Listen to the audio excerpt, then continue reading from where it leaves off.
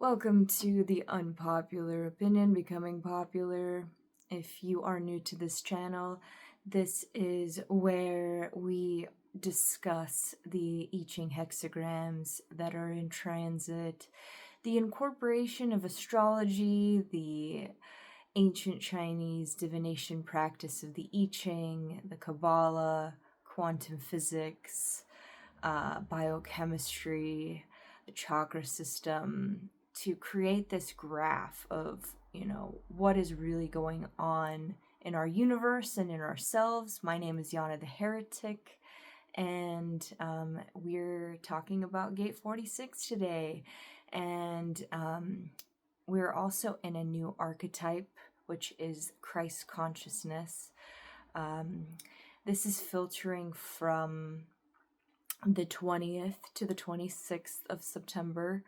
So let's get started. This is in the G Center, which is our identity center, and it is called the magnetic monopole, which draws, just like the heart in our chakra system, it draws the lower and higher chakras together. It bridges this, gap and draws all things together, the lower, middle, higher energies. And our identity center is where we experience the most love. This particular gate is on the cross of the vessel of love. So this is really how we experience this tranquility or blissful state through our actual body. And Christ consciousness is specifically about shedding the ego. So it's being of service for a higher reason, right? So we're really seeing how we could be purposeful for, our relationships, for the ability to actually take a break from the total black and white and actually be blissed out again. This is what this gate is about. It's called the the determination of the self, or pushing upward. So it's a nice break from all of this intense eclipse changing energy. So this is really where we're getting to sit with the things that have changed and just kind of be at peace. Wow, I actually went through that. These things have ended, maybe not everything is clear, but at least my body is guiding me to new situations, to new discoveries. So this gate is part of the channel of discovery. And gate 29, its harmonic, is the gate of saying yes. So the gate of saying yes is more so the very spark of a new cycle, of a new discovery. And it keeps us locked into this cycle. It's keeping us committed to this cycle. We do not see this gate in transit this week. It actually was a gate we experienced about a month ago, and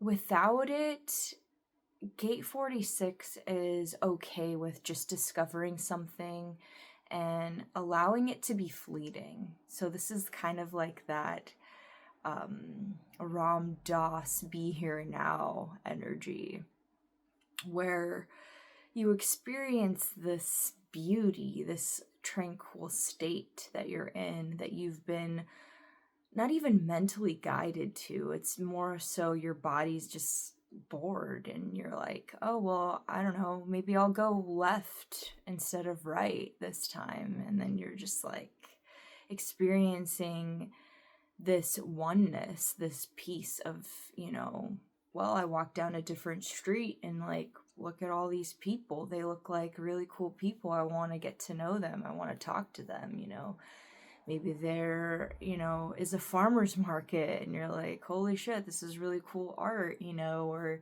I get to buy organic produce here and I get to support the community that I'm in.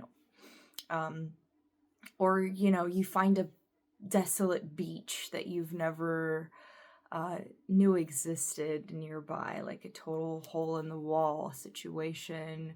You may find Narnia in your own way. It's really about the sensuality and pleasure that you experience through your body. And when you typically don't have your G center defined, you are looking for many different places where you're going to be greeted with love.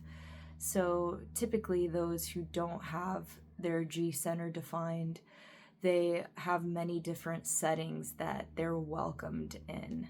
And it keeps them moving around, it keeps them traveling. Or they have like certain hubs that they go to in life. So, maybe they'll have a house in like Denver, or, in Canada, or I'm forgetting the Dumb and Dumber place they went. Maybe I'll remember. It starts with an A, but that's what came to mind. But yeah, the experience is enough, and this is really where you succeed where other people fail.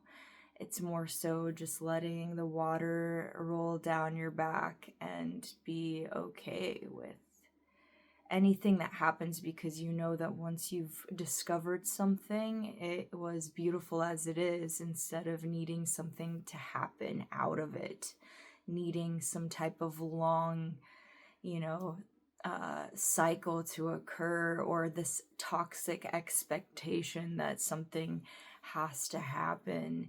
This is more so just the discovery of having a good time, being able to dance, being able to like learn something new or see something beautiful.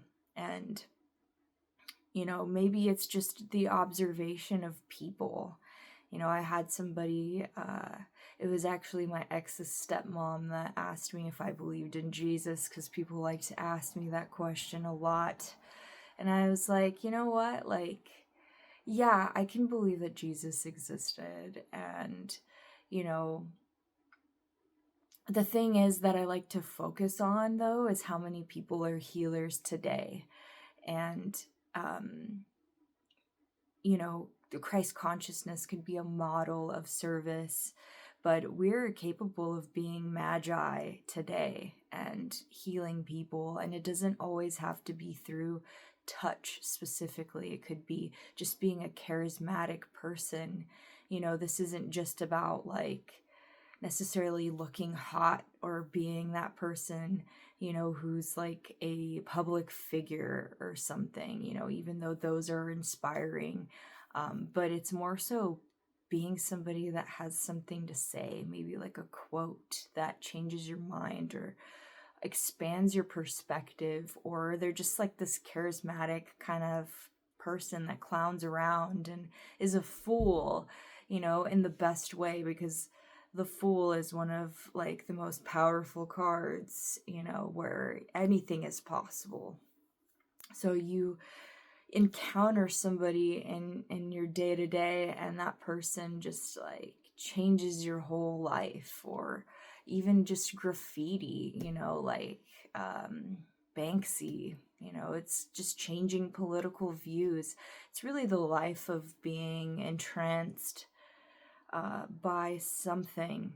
And art does a great service, as much as getting like a Reiki session.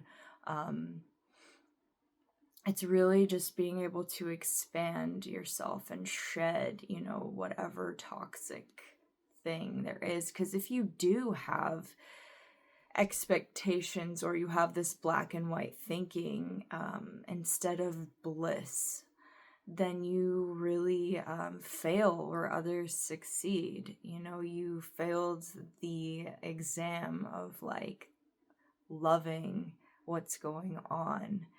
And if you can guide yourself out of that state, that would be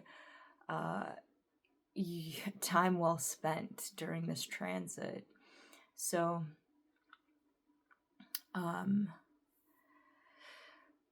where is your body really guiding you this transit? And what can you discover, and what is, where does your natural compass or your intuitive compass really guiding you? Let's see.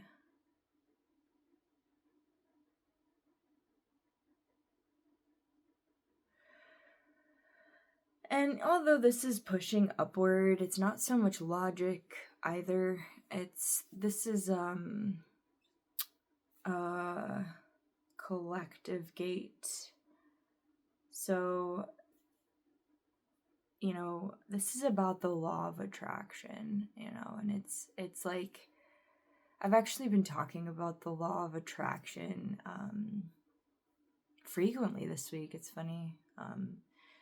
Which is an important thing to remember, because like the more you, especially as somebody with an open and enveloping aura, like generators or manifesting generators, you can really inspire opportunities your direction, and you have to be seen. You have to push yourself out there and emanate the things that you are, so that you can be seen for those things, and then gain these opportunities.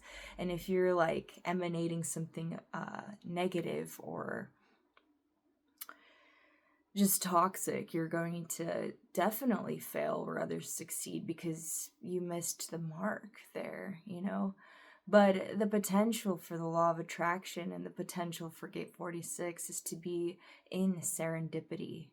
And it's a mindless thing. It's just encountering serendipity. You don't know when it's going to drop on you. It just happens. And then you're entranced and you're like, wait a minute, like what just happened? Is that like a fairy? Or, what did I just see? Was it Sasquatch? Who knows? I'm in the Pacific Northwest. It can happen. But aside from that, I have some questions for y'all. Where has your body led you? Have you ended up somewhere really cool when you went on your own path? Sometimes your friends will lead you places too, like, oh shit, like where the fuck are we, dude? And then you'll be like, damn, do you even know how to get back? Be like, no, it might take us all day. And then you're just like, cool, let's just get lost together. How has putting yourself out there made for serendipitous exchanges? What moment comes to mind where you have experienced the most bliss? It's important to inspire your limbic system to remember the good things. Limbic retraining is a huge step. I'm happy to have learned that within my process of healing myself. My friend Heather taught me limbic retraining, and it's huge. It's huge to remember the things that have been good and the sensations that encompass that moment, and rebuilding more of those things, because the mind is super easy to build those ridges in your brain that are negative. And that's why we have esoteric teachings or the occult teachings, because we're trying to grow the other ones, right? The ones that give us strength and positivity so we can sustain for a long period of time. How do you show your body that you love it? Do you like to dance? Do you like to go out in the sun or the rain? What do you like to feel on your skin? Do you want to put on your favorite sweater? How does comfort really come into your body? Our emotions can make for discoveries that are very black and white. How can you embrace all experiences like water rolling off your back? Instead of labeling the experience in your mind, I remember meeting someone who claimed he had invented the pixelated military fabric, you know, like the camo that's pixels. And I bring that up because it's just a ridiculous thing that he claimed to have invented, because, you know, the guy that invented it has passed away. But the thing that brings this up is our body is easy to see things like camo. Why it works, you know, why this pixelated camo works is because when you see pixels in the distance that are camouflage, you know, colors, you're like, oh, I see a void, you know? But when you see like camo or like a tree or like real tree stuff, you can still see the form of something. So that's how our mind works. It's easy to label things like, oh, like our eyes see something, that's a tree, that's a bush, that's, you know, a deer, or like, so like try to really be the pixel camo, I guess, for the week, where, you know, there doesn't have to be this like trail of thoughts, you know, break the chains of what could be or what is, and just allow things to just be, if possible. It's easier said than done, but I believe you can do it. And that is all for Gate 46. If you have any questions for me, if you have any concerns, anything that you want to say, please deposit those things below in the chat box. I also do sessions, and this month I am offering $125 for 2 hours. $125 for 2 hours of discussing human design. So if you want to have a session with me and figure out what is defined in your chart, what gates do you have, do you need more direction, is your G center defined or not, please reach out for me. It's a sweet deal, and I'm here for you, for the benefit of self-knowledge. Happy to help. Yana the Heretic. See you next week.